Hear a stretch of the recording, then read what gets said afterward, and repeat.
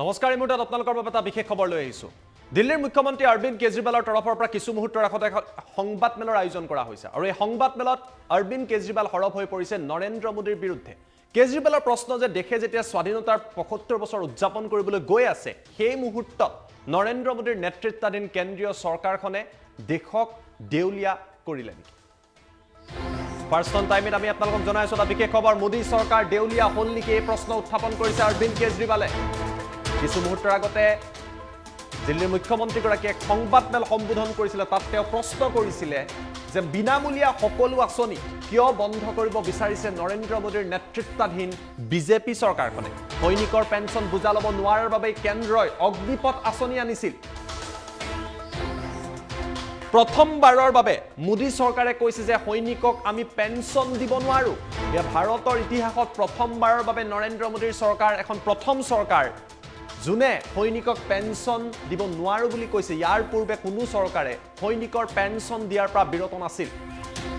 কেজৰিৱালৰ তৰফৰ পৰা উল্লেখ কৰা হৈছে যে সৈনিকক পেঞ্চন দি চৰকাৰে কোনো উপকাৰ কৰা নাই, বৰঞ্চ দেশবাসীৰ বাবে আমাৰ সৈনিকসকলে প্ৰাণ আহুতি দিয়ে, সীমান্তত নিজৰ প্ৰাণ উচৰ্গা কৰে আৰু দেশক ৰক্ষা কৰে। কিন্তু কেন্দ্ৰ দেউলীয়া হোৱাৰ বাবে, কেন্দ্ৰৰ ওচৰত টকা নথকাৰ বাবেই মোদী চৰকাৰে এইসমূহ আঁচনি বন্ধ কৰিছে। কেৱল সিমানেই নহয়, অষ্টম দৰমহা আয়োগ বন্ধ কৰি দিছে।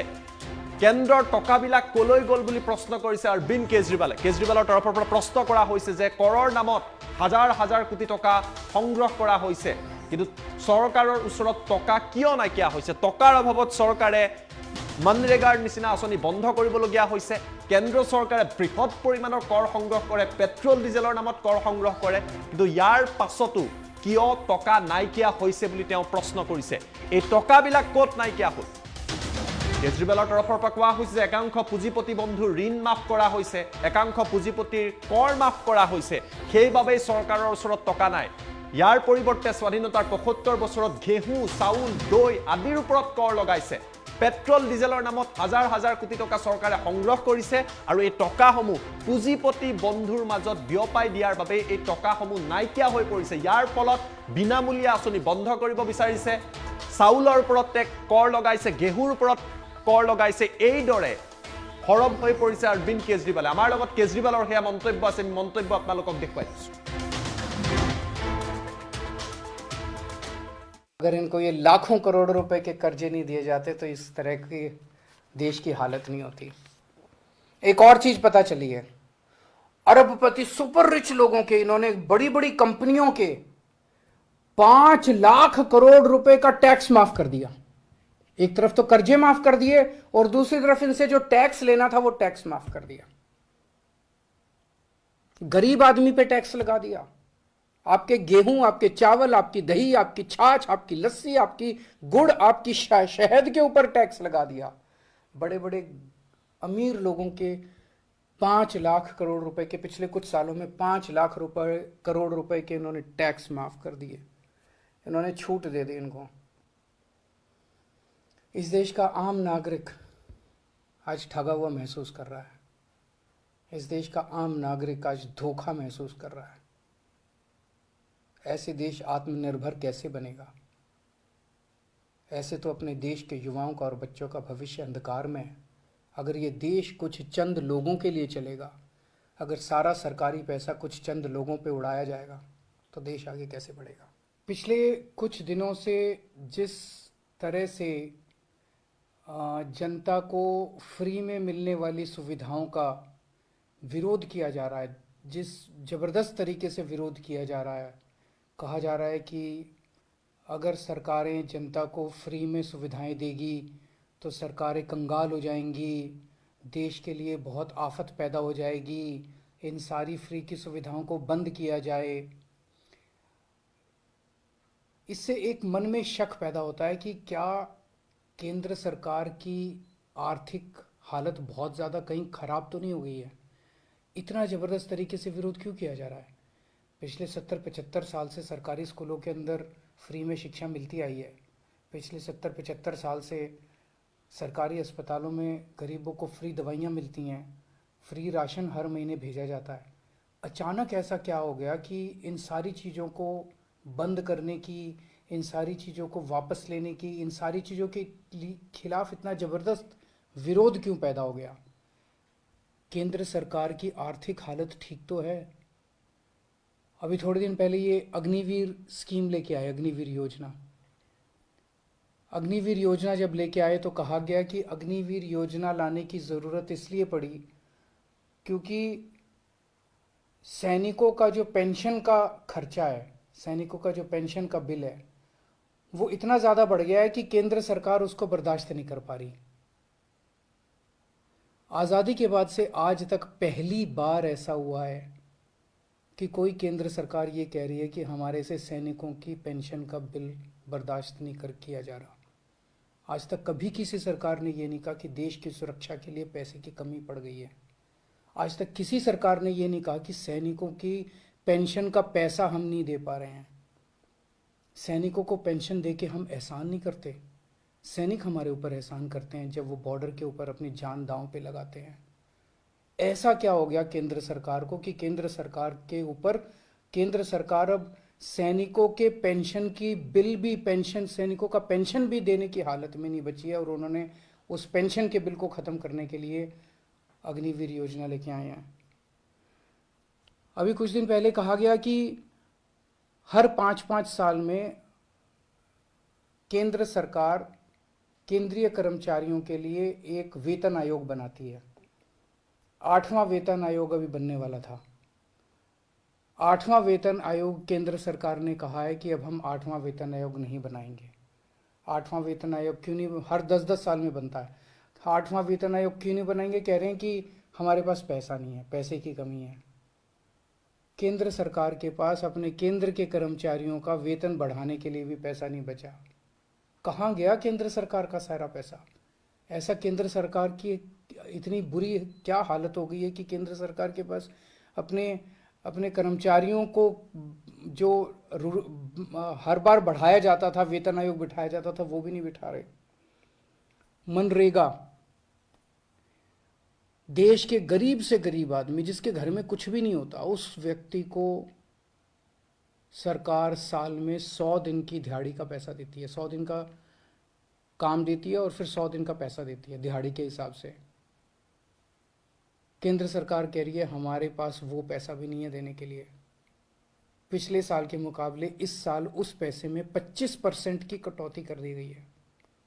देश के सबसे गरीब, सबसे मजदूर आदमी, किसान मजदूर, रिमोट इलाकों में जो देश में रहते हैं, गांव में रहते हैं, वो लोग दिहाड़ी के हिसाब से साल में 100 दिन की दिहाड़ी करते थे और सरकार उनको गड्ढे खोदने का काम करते थे, कहीं कुछ सड़क बनाने का काम करते थे, उनको सरकार 100 दिन की दिहाड़ी दिया करती थी।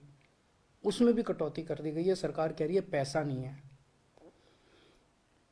केंद्र सरकार जितना टैक्स इकट्ठा करती है देश भर से, उसमें से एक हिस्सा राज्यों को देती है।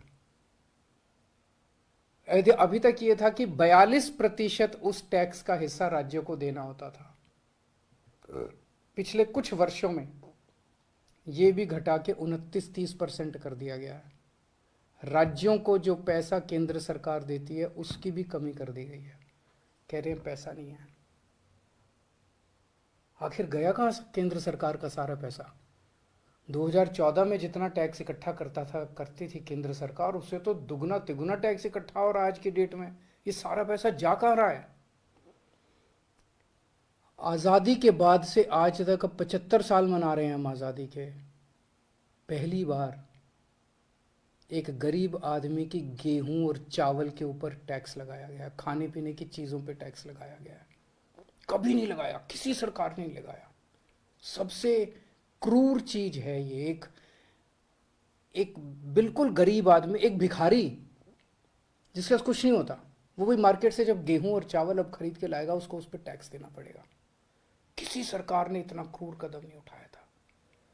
गेहूं पे टैक्स लगा दिया, चावल पे टैक्स लगा दिया, गुड़ के ऊपर टैक्स लगा दिया, शहद पे टैक्स लगा दिया, छाछ पे टैक्स लगा दिया, लस्सी पे टैक्स लगा दिया, दही पे टैक्स लगा दिया, पनीर पे टैक्स लगा दिया।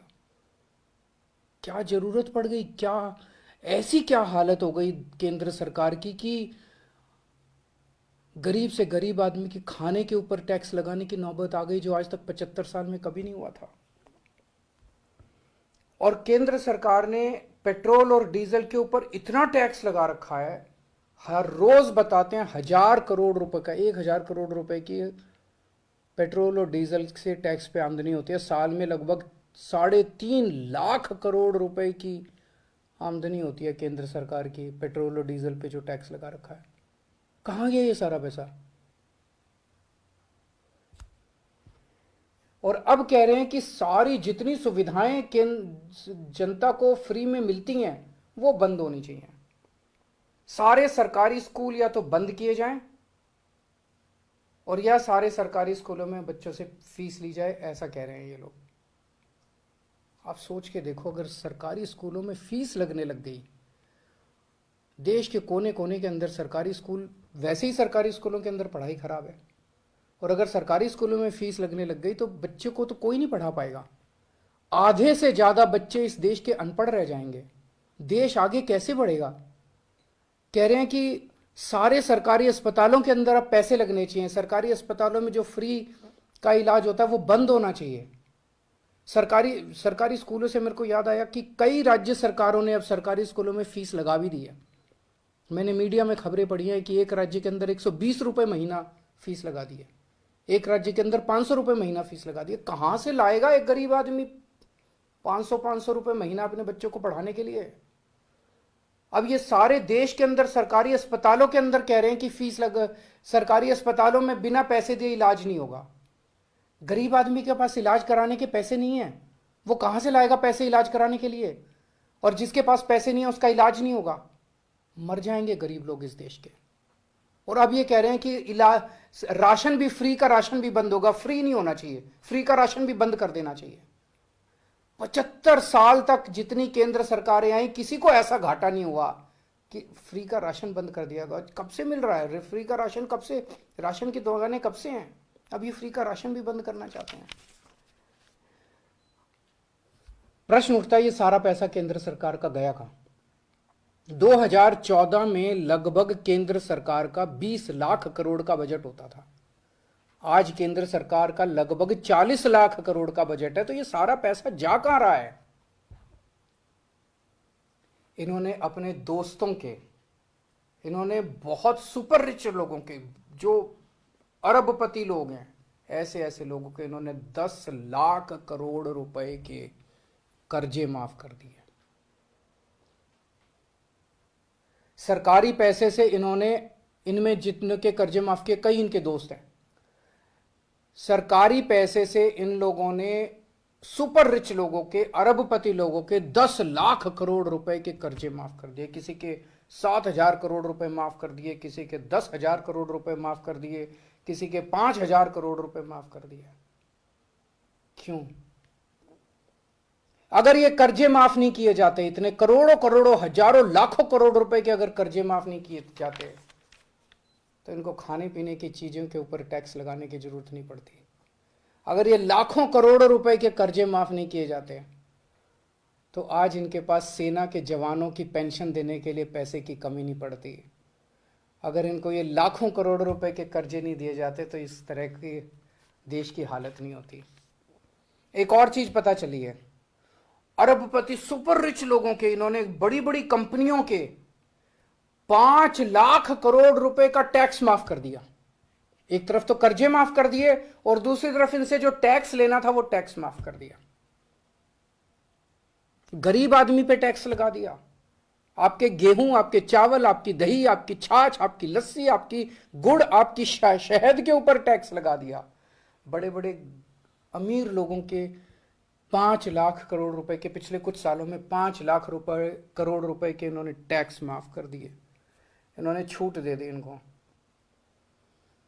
इस देश का आम नागरिक आज ठगा हुआ महसूस कर रहा है। इस देश का आम नागरिक आज धोखा महसूस कर रहा है। ऐसे देश आत्मनिर्भर कैसे बनेगा? ऐसे तो अपने देश के युवाओं का और बच्चों का भविष्य अंधकार में है। अगर ये देश कुछ चंद लोगों के लिए चलेगा, अगर सारा सरकारी पैसा कुछ चंद लोगों पे उड़ाया जाएगा, तो देश आगे कैसे बढ़ेगा? नमस्कार।